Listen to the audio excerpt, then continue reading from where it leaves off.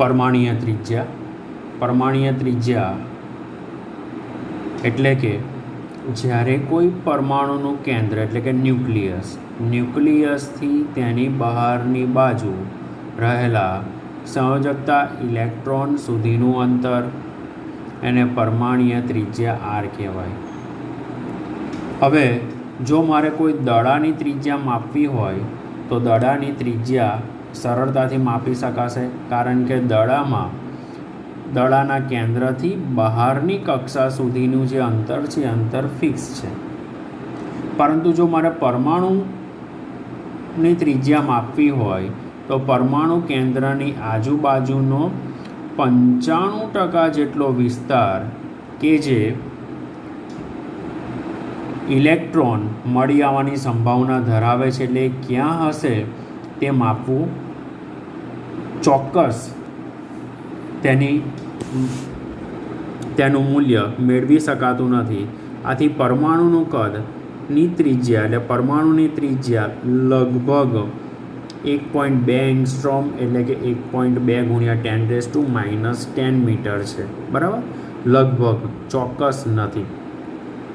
હવે પરમાણુની ચારેય બાજુ છવાયેલા ઇલેક્ટ્રોન વાદળની કોઈ સ્પષ્ટ સીમા નથી, તેથી પરમાણુનું કદ ચોક્કસ રીતે માપી શકાતું નથી. બીજા શબ્દમાં એવું કહીએ તો વ્યક્તિગત પરમાણુનું કદ માપવા માટે કોઈ પ્રાયોગિક પદ્ધતિ પણ નથી, છતાં સંયુક્ત અવસ્થામાં પરમાણુઓ વચ્ચેના અંતરને જાણવાથી પરમાણ્વીય કદનો અંદાજ કાઢી શકાય છે. એટલે મિત્રો આપણે ચોક્કસ નહીં પણ એનો અંદાજિત મૂલ્ય મેળવી શકીએ છીએ.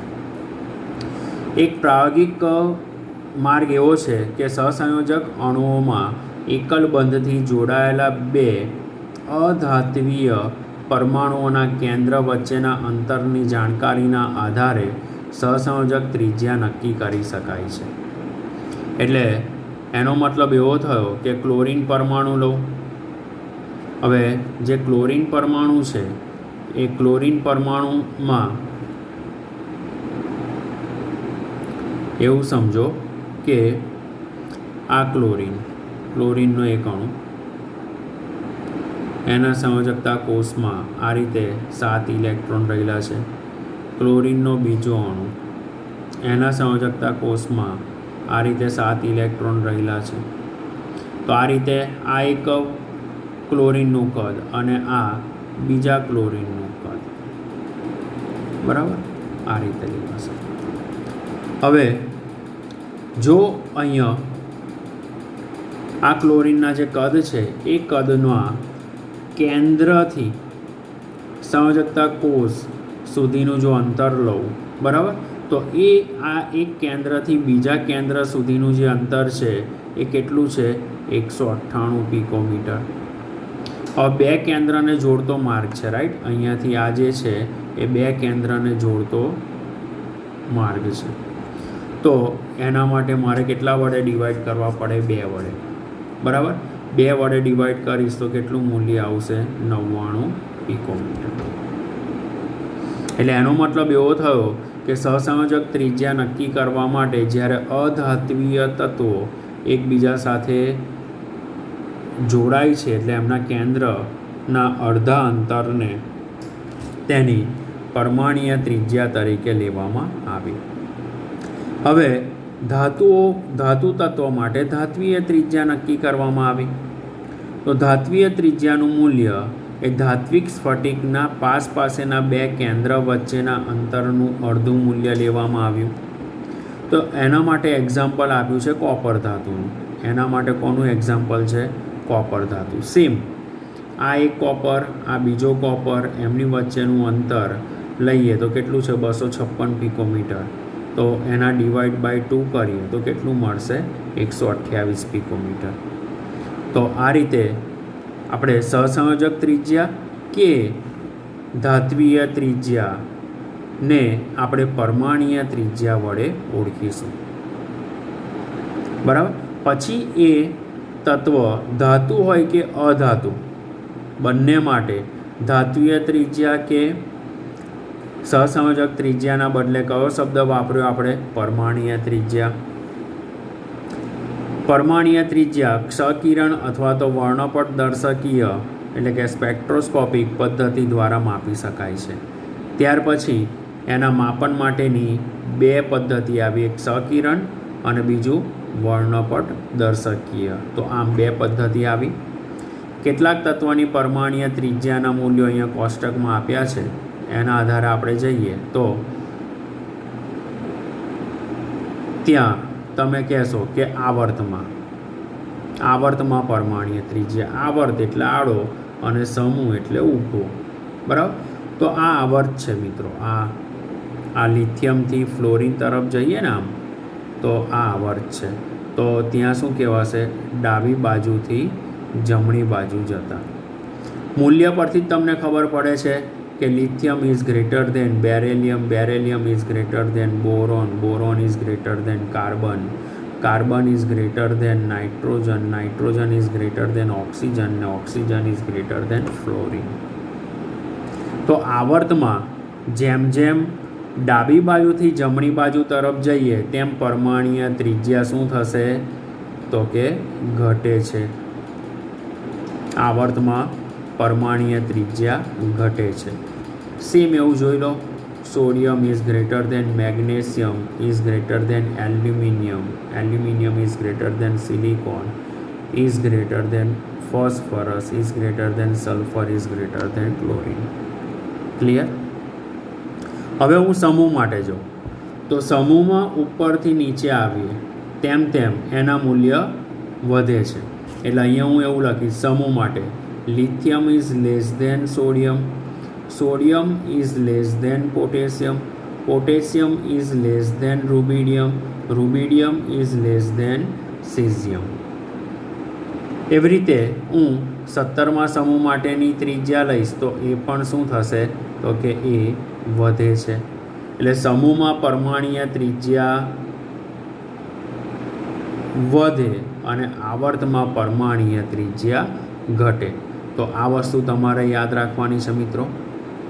હવે ત્યાર પછી અહીંયા ક્લિયર કર્યું છે કે આવર્તમાં ડાબી બાજુથી જમણી બાજુ તરફ જઈએ તો પરમાણ્વીય ત્રિજ્યામાં ઘટાડો જોવા મળે છે. આનું કારણ શું છે?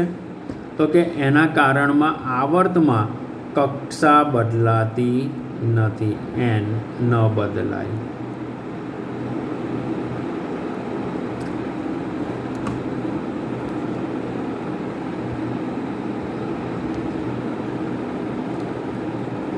બરાબર? આવર્તમાં કક્ષા બદલાતી નથી. બરાબર? એટલે આવર્તમાં કક્ષા બદલાતી નથી. આથી પરમાણ્વીય ત્રિજ્યા ઘટે છે. એટલે એક જ આવર્તમાં રહેલા તત્વના બાહ્યતમ ઇલેક્ટ્રોન એક જ સંયોજકતા કોષમાં રહે છે. પરમાણુ ક્રમાંક વધવાની સાથે અસરકારક કેન્દ્રીય વીજભાર વધતો જાય છે. એક બીજા નંબરે બાહ્યતમ ઇલેક્ટ્રોનનું કેન્દ્ર પ્રત્યે આકર્ષણ બળ વધતું જાય છે. બરાબર? આથી પરમાણ્વીય ત્રિજ્યા આવર્તમાં ઘટતી જાય છે.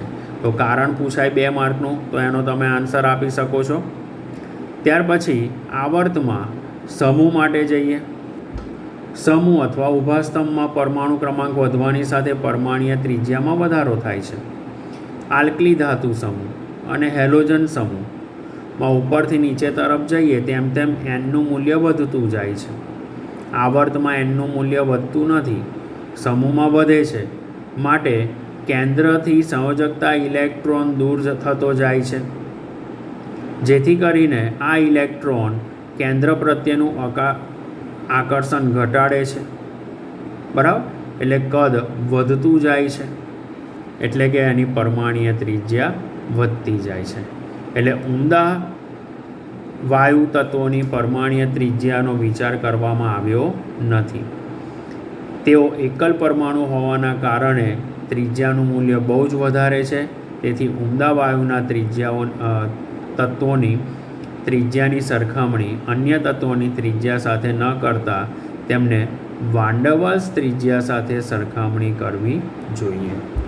તો મિત્રો, આ ઉમદા વાયુ માટે 2 માર્કનો પ્રશ્ન, આગળ સમૂહ માટે 2 માર્કનો પ્રશ્ન હતો અને આવર્ત માટે 2 માર્કનો પ્રશ્ન હતો.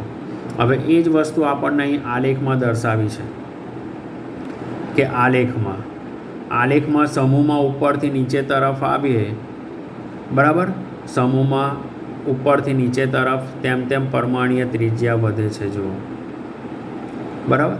અને જો હું આવર્તમાં આવું તો આવર્તમાં પરમાણીય ત્રિજ્યા ઘટે છે. ક્લિયર? તો આ સરખામણી અહીંયા આપેલી છે. અહીંયા આપણને પ્રથમ સમૂહ અને 17મા સમૂહની અને ગાડી બીજા આવર્તની સમજૂતી આપણને આપી છે. હવે આપણે એટમિક રેડિયસ એટલે કે પરમાણુય ત્રિજ્યાની સમજૂતી અહીંયા જોઈ લઈએ. મેં અગાઉ કીધું એ રીતે પરમાણુના કેન્દ્રથી આજુબાજુના 95% વિસ્તાર કે જ્યાં ઇલેક્ટ્રોન મળી આવવાની સંભાવના ધરાવે છે. એટલે અંદાજિત એનું મૂલ્ય આપણે પરમાણુય ત્રિજ્યાનું નક્કી કર્યું, બરાબર, કે જે આ રીતે દર્શાવી શકાય. ક્લિયર? કે જેને આપણે પરમાણુય ત્રિજ્યા કહીશું. હવે પરમાણુય ત્રિજ્યાનું લગભગ મૂલ્ય 1.2 એંગસ્ટ્રોમ જેટલું છે, એટલે કે 1.2 × 10⁻10 મીટર જેટલું થઈ શકે. એટલે અહીં એવું ધારી લીધું છે કે અહીં સુધીનો વિસ્તાર, બરાબર, કે જે પરમાણુય ત્રિજ્યા તરીકે લેવામાં આવે છે આ વિસ્તારને. ક્લિયર? ઓકે. ત્યાર પછી હવે આપણે પરમાણુય ત્રિજ્યા પરથી આપણે જો કોઈ બે અધાતુઓ આવેલા હોય અને એ અધાતુઓના પરમાણુય ત્રિજ્યા માટે જવાનું હોય તો ત્યાં એની સહસંયોજક ત્રિજ્યા તરીકે લઈશું કે જેને કોવેલેન્ટ રેડિયસ તરીકે ઓળખાય છે.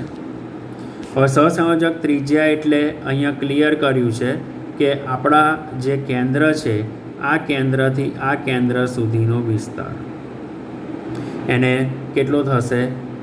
2r / 2 = r, બરાબર, કે જેને સહસંયોજક ત્રિજ્યા તરીકે લેવામાં આવે છે. તો અહીંયા ક્લોરીનનું ઉદાહરણ લીધું છે. ક્લોરીનના 2 અણુ, એટલે ક્લોરીનનો જે અણુ છે એ અણુ દ્વિપરમાણીય છે. દ્વિપરમાણીય અણુ માટે બે કેન્દ્ર વચ્ચેનું અંતર કેટલું છે? 198 પિકોમીટર, અને 2 વડે ભાગ્યા ત્યારે એની ત્રિજ્યા કેટલી આવી? તો કે 99 પિકોમીટર જેટલી. હવે ધાત્વીય ત્રિજ્યાની વાત કરીએ તો અહીંયા કોપર ધાતુ લીધેલી છે અને આ કોપર ધાતુમાં તમને બે ધાતુ કેન્દ્ર વચ્ચેનું અંતર બતાવ્યું છે અહીંયાથી આ, બરાબર, કે જેને ધાત્વીય ત્રિજ્યા તરીકે ઓળખવામાં આવે છે, કે જેનું અંતર કેટલું છે? 256 પિકોમીટર, બરાબર. એને ડિવાઈડ 2 કર્યા તો કેટલા આવ્યા? 128 પિકોમીટર. તો એને ધાત્વીય ત્રિજ્યા તરીકે લેવામાં આવે છે. તો આમ આ અધાતુ પરમાણુ વચ્ચે સહસંયોજક ત્રિજ્યા આવી અને ધાતુ પરમાણુ વચ્ચે ધાત્વીય ત્રિજ્યા આવી. તો એની ગણતરી આપણે ક્ષકિરણ વર્ણપટ અને એના વડે કરી શકીએ છીએ. ત્યાર પછી જુદા જુદા તત્વોની ત્રિજ્યાની સમજૂતી અહીંયા આપી છે. તો મિત્રો અહીં ક્લિયર કર્યું છે કે ડાબીથી જમણી બાજુ એટલે શું કહેવાશે? તો કે ડાબાથી જમણા બાજુ જઈએ તો એને આવર્ત કહેવાશે. આ શું આવશે? આવર્ત. તો આવર્તમાં ત્રિજ્યા ઘટે છે. કેમ ઘટે છે? તો કે n ન બદલાય, એટલે મુખ્ય ક્વોન્ટમ આંક બદલાતો નથી. જ્યારે સમૂહ આને શું કહેવાશે? સમૂહમાં ત્રિજ્યા વધે છે. કેમ? તો કે n બદલાય. n એટલે મુખ્ય ક્વોન્ટમ આંક બદલાય એવું કહેવાય, બરાબર. તો એના આધારે અહીંયા ત્રિજ્યાની સમજૂતી આપી છે.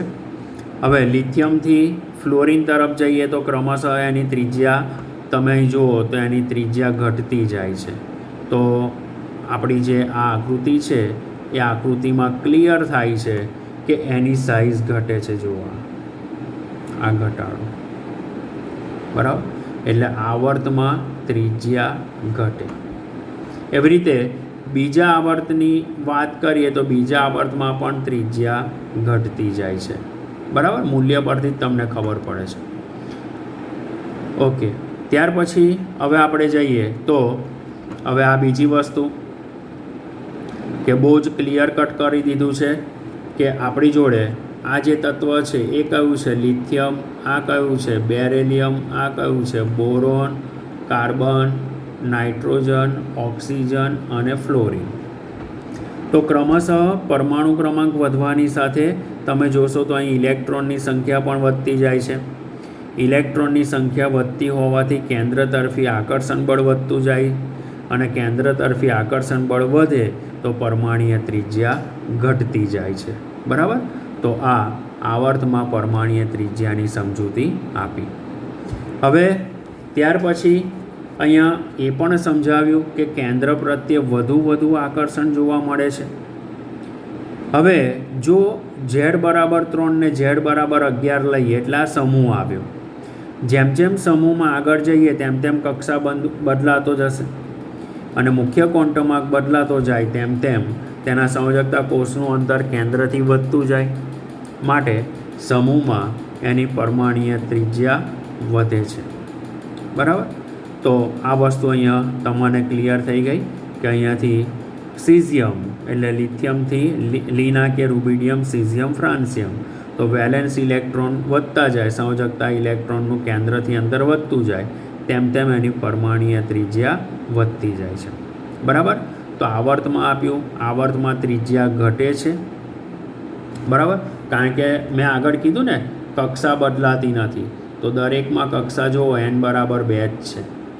બરાબર? કક્ષા બદલાતી નથી અને કેન્દ્ર પ્રત્યેનું આકર્ષણ બળ વધતું જાય. જો અહીં ક્લિયર થાય છે કે પ્રોટોનની સંખ્યા વધે, ઇલેક્ટ્રોનની સંખ્યા વધે, આકર્ષણ બળ વધે છે. સમૂહમાં ઉપરથી નીચે આવીએ તો સમૂહમાં ઉપરથી નીચે જતાં એની ધાત્વીય ત્રિજ્યામાં વધારો થાય છે. ધાત્વીય ત્રિજ્યા કેમ વધશે? તો કે ત્યાં આગળ એનની વેલ્યુ વધતી જશે. n=2, 3, 4, 5, 6 અને 7. બરાબર? એટલે અહીંયા શું છે? n=2 છે, n=3 છે, n=4, n=5, n=6 અને n=7. તો આ રીતે એની ત્રિજ્યા વધતી જાય છે. એટલે સમૂહમાં ત્રિજ્યા વધશે, આવર્તમાં ત્રિજ્યા ઘટશે. એટલે આગળ જતાં તેને આપણે સહસંયોજક ત્રિજ્યા અને ધાત્વીય ત્રિજ્યા અને પરમાણુય ત્રિજ્યા તરીકે લીધું, જે તમને આ ડાયાગ્રામના આધારે ક્લિયર થઈ જશે. હવે અહીંયા આપણાને પહેલો જ સમૂહ આપ્યો છે, લિથિયમથી સીઝિયમ તરફ જઈએ તેમ તેમ પરમાણુય ત્રિજ્યામાં વધારો થાય. અહીંયાથી આ કેન્દ્રથી અંતર વધતું ગયું. બરાબર? ઓકે. હવે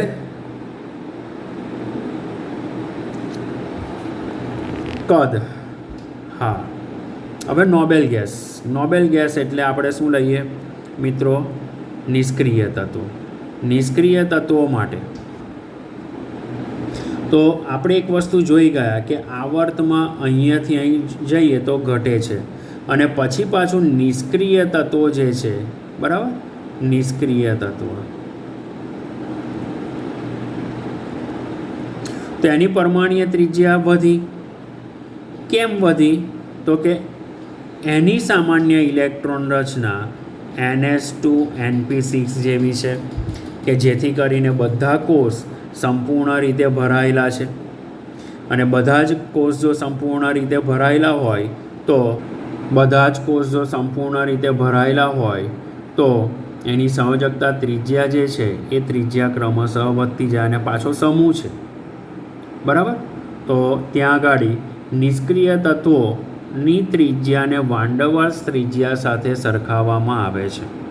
એટલે મિત્રો અધાતુ તત્વોની સહસંયોજક ત્રિજ્યા આવે, ધાતુ તત્વોની ધાત્વીય ત્રિજ્યા આવે અને જે અધાતુ તત્વો જે નિષ્ક્રિય તત્વ છે એ નિષ્ક્રિય તત્વોને વાન ડર વાલ્સ ત્રિજ્યા તરીકે લેવામાં આવે છે. બીજી વસ્તુ અહીં આપણને ક્લિયર એવું કીધું કે જ્યારે નિષ્ક્રિય તત્વો એકબીજા સાથે જોડાય ત્યારે એમની જે પરમાણુય ત્રિજ્યા છે એ પરમાણુય ત્રિજ્યા આ રીતે ધાત્વીય ત્રિજ્યા જેવી કે અધાતુની ત્રિજ્યા સહસંયોજક ત્રિજ્યા તરીકે લેવાતી નથી. વાન ડર વાલ્સ બળ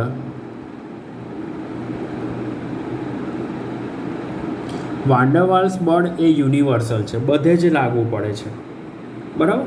તો એવું સમજો કે આ જે બે નિષ્ક્રિય તત્વો જે છે એ નિષ્ક્રિય તત્વો એક તો એક પરમાણીય છે, વળી પાછું ત્યાં જઈએ તો નિષ્ક્રિય તત્વોની વચ્ચે આ જે ભાગ છે એ ભાગ કેવો મળ્યો? ખાલી મળ્યો, જે મેં આંકડો પાડ્યો તે, બરાબર. એ ભાગ ખાલી છે તો ત્યાં આગળ વાન્ડરવાલ્સ બળ પણ લાગુ પડી શકે. તો જ્યારે એ બે કેન્દ્ર વચ્ચેનું સરેરાશ અંતર લેવા જાઉં તો એ અંતરને મારે વાન્ડરવાલ્સ ત્રિજ્યા તરીકે ઓળખવી પડે. તો હવે તમને ક્લિયર થઈ ગયું કે વાન્ડરવાલ્સ ત્રિજ્યા એ ધાત્વીય ત્રિજ્યા અને સહસંયોજક ત્રિજ્યા, બરાબર, કરતાં કંઈક અલગ જોવા મળે છે. હવે મિત્રો તમે અત્યારે જોયું તો આ જે આપણો કેન્દ્ર છે એ કેન્દ્રમાંથી હવે હું આયનિક ચાલો મિત્રો હવે આયનિક ત્રિજ્યા પર જઈએ. સામાન્ય રીતે પરમાણુ ઇલેક્ટ્રોન ઘુમાવીને ધન આયન બનાવે છે અને ઇલેક્ટ્રોન મેળવીને ઋણ આયન બનાવે છે. આયનીય સ્ફટિકમાં ધન આયન અને ઋણ આયન વચ્ચેના અંતરના માપન દ્વારા આયનીય ત્રિજ્યા માપી શકાય. તો આ જે વ્યાખ્યા છે એ વ્યાખ્યા આપણે આયનીય ત્રિજ્યાની થઈ. આયનીય સ્ફટિકમાં ધન આયન અને ઋણ આયન વચ્ચેના અંતરના માપન દ્વારા આયનીય ત્રિજ્યા માપી શકાય છે. સામાન્ય રીતે તત્વોની જે ત્રિજ્યા છે એ તત્વોની આયનીય ત્રિજ્યા અને પરમાણ્વીય ત્રિજ્યા જેવું જ વલણ ધરાવે છે, પરંતુ હવે આપણે 2 પોઈન્ટ ક્લિયર કરવાના છે. અહીંયા 2 પોઈન્ટ ક્લિયર કરીશું.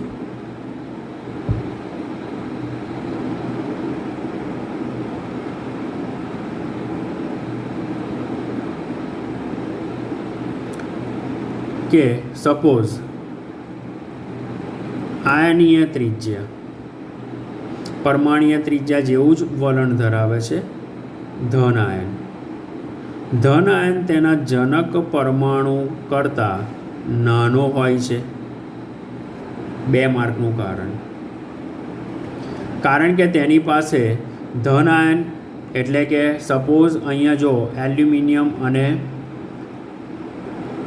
એલ્યુમિનિયમ +3, તો એલ્યુમિનિયમ પાસે કેટલા ઇલેક્ટ્રોન છે? તો કે 13 ઇલેક્ટ્રોન અને 13 પ્રોટોન. Al+3 માટે લઈશ તો કેટલા ઇલેક્ટ્રોન થશે? 10 ઇલેક્ટ્રોન અને 13 પ્રોટોન. ઓકે, તો આના પરથી તમને આઈડિયા આવવો જોઈએ. કારણ કે આયન બને ત્યારે એની પાસે ઇલેક્ટ્રોન ઓછા હોય છે, જ્યારે તેમનો કેન્દ્રીય વીજભાર એટલો ને એટલો જ રહે છે, એટલે 13 પ્રોટોન જેટલો. એટલે ઋણ આયનનું કદ બરાબર તેના જેટલો જ છે, એટલે ધન આયનનું કદ જનક આયન કરતાં ઘટે છે. ક્લિયર? ઓકે, હવે એના પછી બીજું કારણ કે ઋણ આયનનું કદ તેના જનક પરમાણુ કરતાં કેવું હોય છે? મોટું હોય છે. કારણ કે ઋણ આયન બને ત્યારે એ એક અથવા વધુ ઇલેક્ટ્રોન ઉમેરાય, જેથી કરીને ઇલેક્ટ્રોન વચ્ચે અપાકર્ષણ વધે. અસરકારક કેન્દ્રીય વીજભાર તો ઘટે છે, બરાબર. દાખલા તરીકે અહીં ફ્લોરિન માટે આપ્યું છે, તો ફ્લોરિન પાસે કેટલા ઇલેક્ટ્રોન? તો કે 9 ઇલેક્ટ્રોન અને 9 પ્રોટોન. પણ જ્યારે એ F- બનાવે છે ત્યારે એની જોડે 10 ઇલેક્ટ્રોન અને 9 પ્રોટોન હોય છે. એટલે ફ્લોરિન પરમાણુની પરમાણ્વીય ત્રિજ્યા 64 પિકોમીટર છે, જ્યારે ફ્લોરાઇડ આયનની પરમાણ્વીય ત્રિજ્યા 136 પિકોમીટર છે. એવી રીતે સોડિયમ પરમાણુની પરમાણ્વીય ત્રિજ્યા 186 પિકોમીટર, પણ સોડિયમ આયનની પરમાણ્વીય ત્રિજ્યા 195 પિકોમીટર છે, બરાબર. તો અહીંયા મૂલ્ય જે છે મૂલ્ય યાદ ન રાખતા તમારે અહીંયા આ રીતે ધન આયનનું કદ તેના જનક એટલે કે મૂળ તત્વ કરતાં ધન આયનનું કદ નાનું અને મૂળ તત્વ કરતાં ઋણ આયનનું કદ મોટું થશે. ઓકે, ત્યાર પછી આપણે બીજો એક ટૉપિક સમજવાનો છે, એ હું પછી લઉં છું. અત્યારે આપણે આયનીય ત્રિજ્યા અને સહસંયોજક આયનીય ત્રિજ્યામાં જોઈ લઈએ ધન આયનની ત્રિજ્યા અને ઋણ આયનની ત્રિજ્યા. ચાલો હવે અહીંયા ગાડી આ પરમાણ્વીય ત્રિજ્યા છે ત્યાંથી અહીંયા એક ઇલેક્ટ્રોન દૂર થયો. જેવો એક ઇલેક્ટ્રોન દૂર થયો એટલે અહીંયા ગાડી પ્લસ ચાર્જ આવી ગયો. બરાબર. એટલે જેમ જેમ આવર્તમાં જઈએ તો આવર્તમાં જે આયનીય ત્રિજ્યા છે આયનીય ત્રિજ્યા ઘટતી જાય. જો અહીંયાથી એક ઇલેક્ટ્રોન દૂર થયો અને ધન આયન બન્યો. તો આ તમને ક્લિયર થવું જોઈએ કે અહીંયા ધન આયન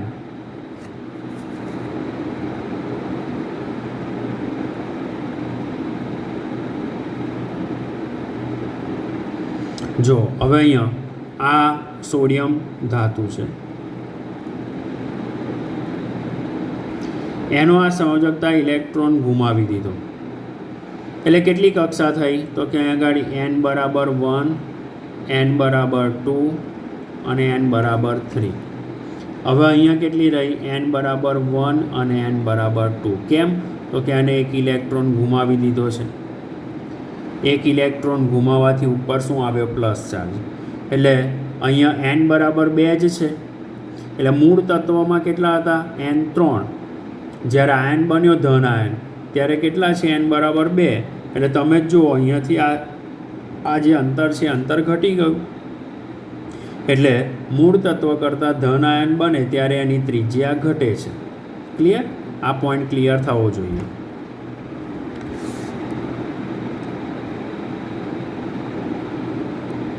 એટલે મૂળ તત્વ કરતાં ધન આયનની ત્રિજ્યા ઘટે છે કારણ કે કેન્દ્ર તરફી આ તમને જે બ્લિંકિંગ થતું હતું એ એવું કહે છે કે કેન્દ્ર તરફી એનું આકર્ષણ બળ વધે છે. એટલે સોડિયમ ધાતુની પરમાણ્વીય ત્રિજ્યા 186 પિકોમીટર છે, જ્યારે સોડિયમ આયનની આયનીય ત્રિજ્યા એ 95 પિકોમીટર જેટલી જોવા મળે છે. જો આ એક ઇલેક્ટ્રોન આવ્યો. બરાબર. ફરી હવે જ્યારે આપણે અહીંયા જોઈએ તો આ ક્લિયર થઈ ગયું તમને. હવે અહીંયા જોશો તો આ એક ઇલેક્ટ્રોન આવે છે. જુઓ એક ઇલેક્ટ્રોન આવ્યો એટલે કેન્દ્ર તરફી આકર્ષણ બળ બદલાયું. બરાબર. આ એક ઇલેક્ટ્રોન બ્લિંકિંગ થાય છે વધારાનો આવ્યો. એટલે અહીંયા શું થયું ઇલેક્ટ્રોન વચ્ચે અપાકર્ષણ થયું. ઇલેક્ટ્રોન વચ્ચે અપાકર્ષણ થવાના લીધે કદ વધશે. બરાબર. તો જેથી કરીને જે તત્વ છે એ તત્વમાંથી ઋણ આયન બને ત્યારે એની આયનીય ત્રિજ્યામાં વધારો થાય છે. તો આ રીતે ધન આયનની ત્રિજ્યા અને ઋણ આયનની ત્રિજ્યા આપણે સમજી શકીએ છીએ કે ધન આયનની ત્રિજ્યા એ મૂળ તત્વ કરતાં નાની છે અને ઋણ આયનની ત્રિજ્યા મૂળ તત્વ કરતાં વધારે છે. ક્લિયર? તો આ રીતે આપણને આ જે ચાર્ટ છે એ ચાર્ટ તમારે આઇસો ઇલેક્ટ્રોન, મિત્રો અહીં એક નવો શબ્દ આપ્યો છે આપણને આઇસો ઇલેક્ટ્રોન, ટેક્સ્ટબુકમાં પણ છે. આઇસો ઇલેક્ટ્રોન એટલે શું કે જેમાં ઇલેક્ટ્રોનની સંખ્યા સમાન થાય તેને આઇસો ઇલેક્ટ્રોન કહેવાય. બરાબર. હવે જુઓ નાઇટ્રોજનનો પરમાણુ ક્રમાંક 7, 3 ઇલેક્ટ્રોન મેળવે છે. બરાબર. નાઇટ્રોજન એ 3 ઇલેક્ટ્રોન મેળવે છે. એટલે અહીંયા તમે જુઓ તો આપણે જઈએ છીએ આયનીય ત્રિજ્યા પર, તો એમાં લઈએ છીએ આઇસો ઇલેક્ટ્રોન. તો દરેકમાં ઇલેક્ટ્રોનની સંખ્યા નંબર ઓફ ઇલેક્ટ્રોન, દરેકમાં ઇલેક્ટ્રોન કેટલા થવા જોઈએ 10. હવે આમાં હું કેટલા ઉમેરીશ 3 ઉમેરીશ ત્યારે કેટલી વેલ્યુ થશે તો હું અહીં એવું કહી શકું તમને =10 3 + 7 =2 + 8 =1 + 9 =11 - 1 12 - 2 13 - 3. એટલે મિત્રો અહીંયા શું થયું, આ જે મેં પ્લસ બતાવું છું ને એટલે એનો મતલબ ઇલેક્ટ્રોન ઉમેરાય. આ 3માં શું થશે? ઇલેક્ટ્રોન ઉમેરાય. બરાબર, અહીંયા ઇલેક્ટ્રોન ઉમેરાય છે. અને આ 3માં શું થશે? ઇલેક્ટ્રોન દૂર થાય. ક્લિયર?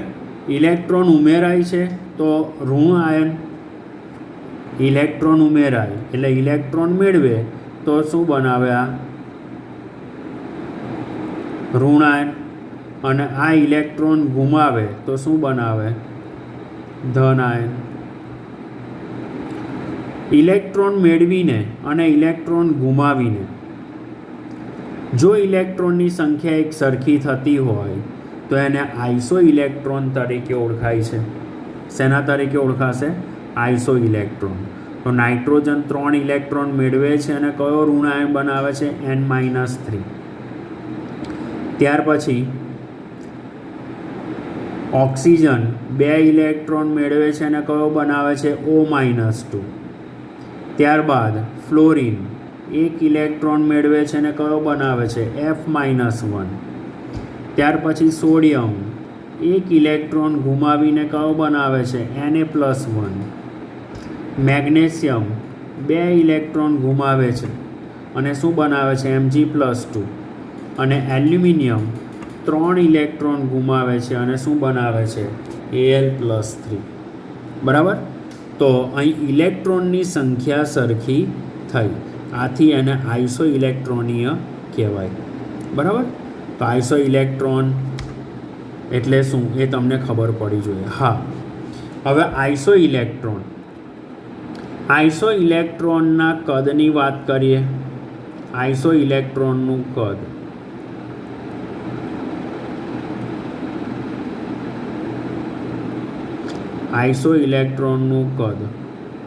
બરાબર. સૌથી મોટું કદ કોનું છે? તો કે 3 ઇલેક્ટ્રોન મેળવ્યા તે. બરાબર, એટલે એનું કદ સૌથી મોટું. બીજું કદ કોનું આવશે? 2 ઇલેક્ટ્રોન મેળવે તે. ત્રીજું કદ આવશે 1 ઇલેક્ટ્રોન મેળવે છે તે. બરાબર. તો કદમાં ક્રમશઃ શું થાય? ઘટાડો. બરાબર. પણ આ ઘટાડો કેવી રીતે?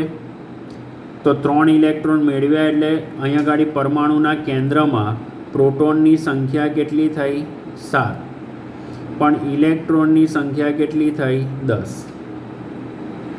ત્યાર પછી ઓક્સિજનમાં પ્રોટોનની સંખ્યા કેટલી થઈ? 8. ઇલેક્ટ્રોનની સંખ્યા કેટલી થઈ? 10. ત્યાર પછી ફ્લોરિનમાં જાઓ, પ્રોટોનની સંખ્યા કેટલી થઈ? 9. ઇલેક્ટ્રોનની સંખ્યા કેટલી થઈ? 10. સોડિયમમાં પ્રોટોનની સંખ્યા 11 પણ ઇલેક્ટ્રોનની સંખ્યા થઈ 10.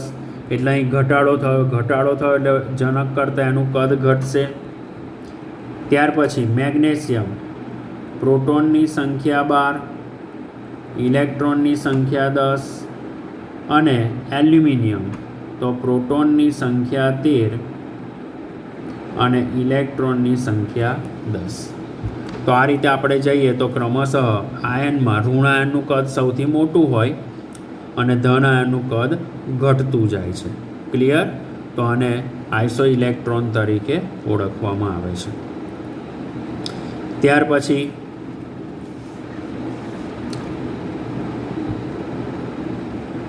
અહીંયા પ્રોટોનની સંખ્યા પણ આપી છે 7, 8, 9, 11, 12, 13. બરાબર. અને ઇલેક્ટ્રોનની સંખ્યા આપણે 10, 10 લીધી.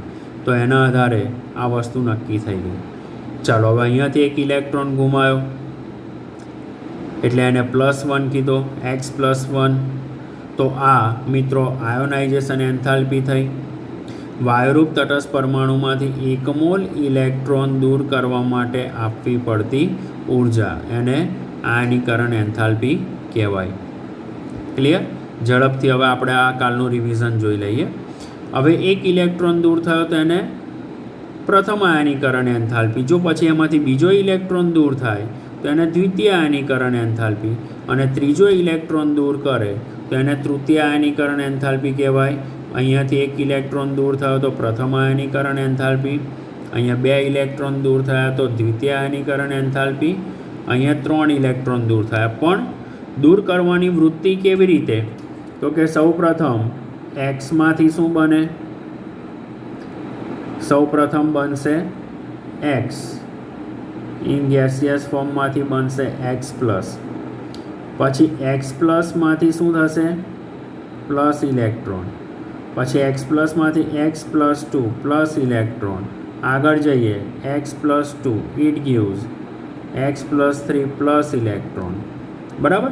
એટલે એક જ ઇલેક્ટ્રોન ક્રમશઃ દૂર કરવા માટે જરૂરી ઉર્જાને આયનીકરણ એન્થાલ્પી તરીકે લેવાય છે.